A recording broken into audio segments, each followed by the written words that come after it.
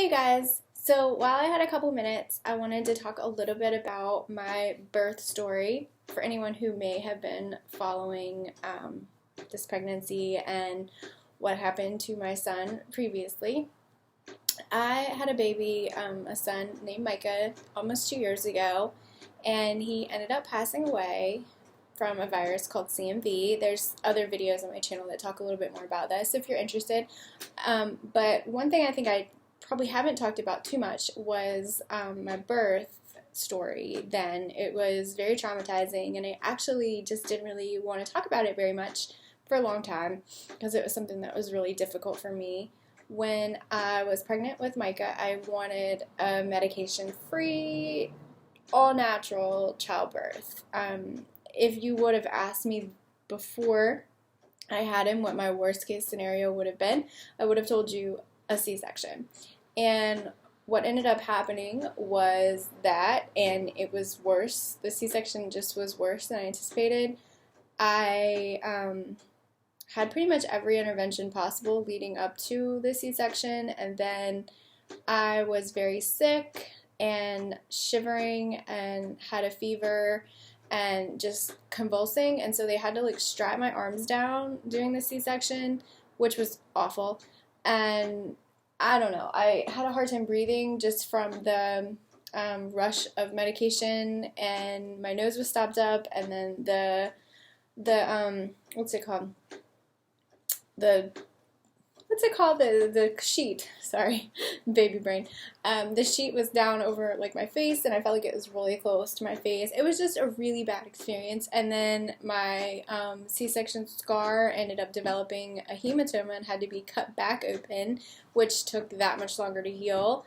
And it was just overall a really bad experience. And then on top of that, my son ended up passing away. So it's not even like one of those, oh, well, it was all worth it because I got my baby, because I didn't even get my baby. But this time was so completely different. And I just want to talk about the healing process of that. I was hoping for a VBAC, a vaginal birth after a C-section, my whole pregnancy with Penelope, but I did not want to get my hopes up. My husband kept telling me, well, just plan on having a C-section because you never know what's going to happen, and he did not want me to be devastated, by the idea of having to have another C-section. So I definitely had it in my head the whole time that I would end up with a C-section because I did not want to get my hopes up, but I did still have hope. And so basically what happened was at 39 weeks and 2 days, I actually had gone to work that day, and that night at about 12:15, midnight, I was asleep. I got up to go to the bathroom and had a gush of water, and I knew right away it was my water breaking, and I got really excited because the first time my water never broke. My membranes actually ruptured early, and they ended up having to induce me and all that. And this time my water broke on my own, so I was like, yay, okay, it's time. So I woke up my husband. I was like, it's time to go to the hospital. But I didn't want to rush because I just thought, I didn't dilate at all the first time. So I definitely thought that, this was going to be a really long process.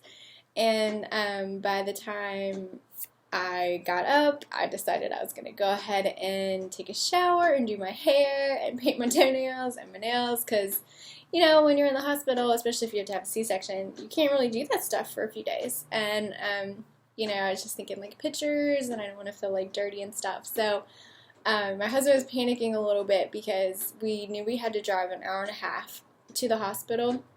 We do have a hospital about 10 minutes from where we live, but since I was so high risk from before, I ended up having to drive an hour and a half to a hospital that was a little more equipped for if there were any sort of complications.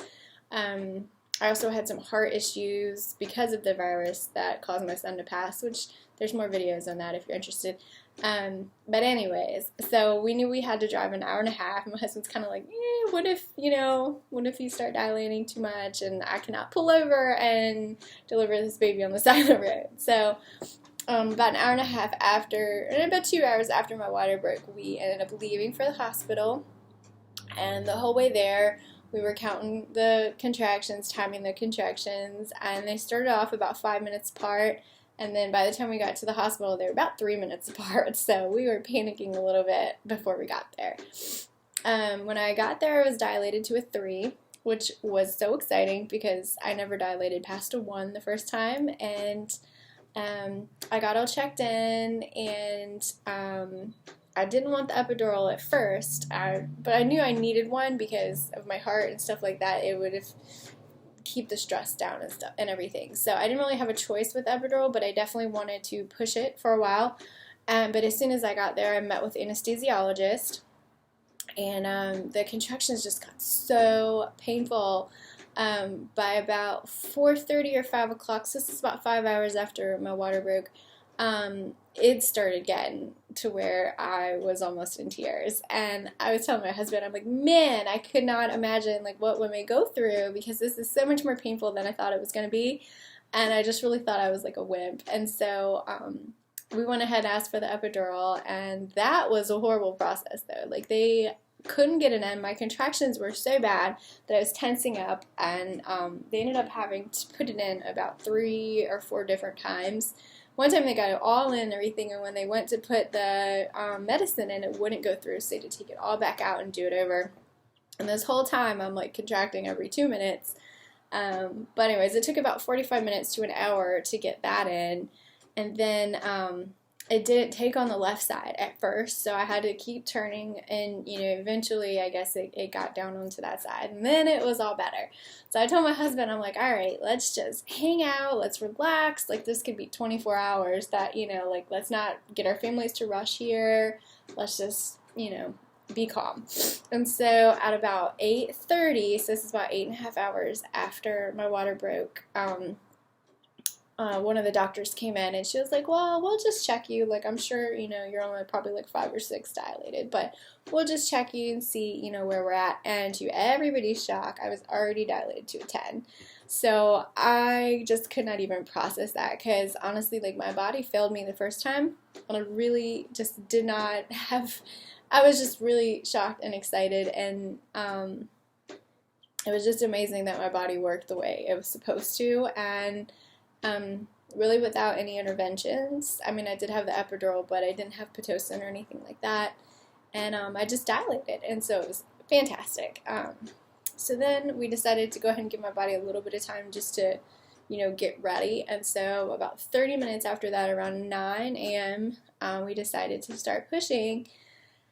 And oh my goodness, I thought that pushing was going to come natural. I really did. And maybe if I didn't have the epidural, it would have been a little bit more natural.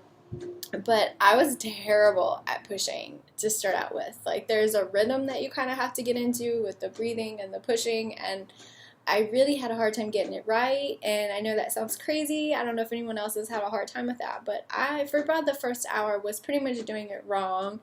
And I was just absolutely wearing myself out. And I ended up panicking a little bit because my heart rate got up a little bit high, and I ended up needing to get some oxygen. But, we decided we're just going to, like, take our time, let's relax. I would do some oxygen, I would push a little bit, oxygen, push, that kind of thing. And about an hour and a half in, her head was, like, right there. But I still just, like, couldn't get her out because I still wasn't pushing effectively. Around that time, one of the nurses, who was amazing and an absolute lifesaver, gave me some tips on how to push. I can't even really remember, but she would, like, push on a spot and, like, tell me to focus on that, and that really helped me learn how to push.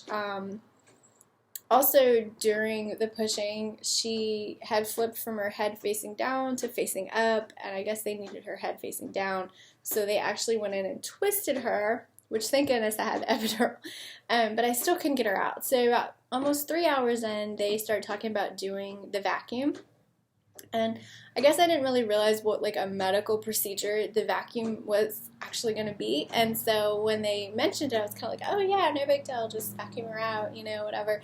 But as we got closer to them actually having to do it, they were all in their operating stuff, and they brought in an operating table, and I was like, oh my gosh. And so I got a little bit scared about what was going to happen.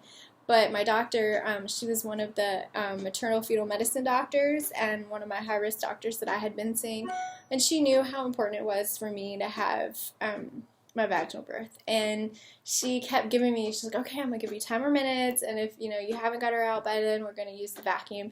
And then she ended up giving me 10 more minutes 3 different times. And so the very last time, when they were like the vacuum was like right there and they're getting ready to use it, and then somehow I ended up pushing her out, and it was so amazing. And they put her right on my chest, and I got to hold her for about 2 hours. I sat there with her, like, just doing skin to skin and working on breastfeeding, and it was literally the birth of my dreams, honestly. Like, it was so amazing. Like, I'm getting chills just like talking about it. It was healing and therapeutic and amazing, and one of the things that I was looking forward to with my son, he never really opened his eyes and never really looked at me, especially not when he was born. The night before he died, he did open his eyes a little bit, but in the hospital he didn't, and so that was something that was really important to me, is to see, like, if she were to look at me. That was just something that I had, like, imagined and prayed for.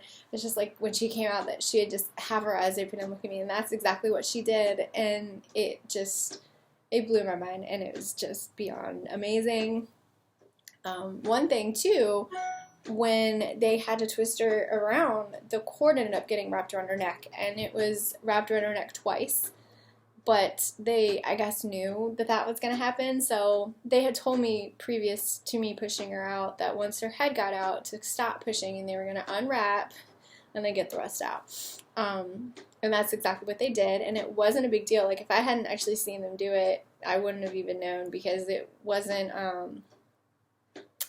like a huge emergency type situation. And I guess it could have been, and in some situations it is, but anyways, I didn't mean to ramble on as long as I did, but as you can see, this birth was something that was really important for me, and it was healing and therapeutic and amazing. And by the way, the recovery, which I guess everybody knows, like, obviously a vaginal birth is going to be a little bit easier of a recovery for most people most of the time. Some people have a lot of complications with vaginal births also, and some people have really great C-section experiences. So there are always exceptions, but in general, I think it's more often you have an easier recovery with the vaginal birth. And I know for me, I 100% did. I did end up fracturing my tailbone when she came out, and so that kind of sucked a little bit, but, you know, it is what it is. It was just painful to sit down for weeks, and now I'm about 6 weeks postpartum, and it's getting better. It's still sore, but I would take my experience now over, you know, anything else that could have happened. So, and I'm just so blessed to have a beautiful baby girl. And so, anyways, thanks so much for watching this video. Let me know if you have any experiences or if you can relate to anything. That's it. Thanks for watching.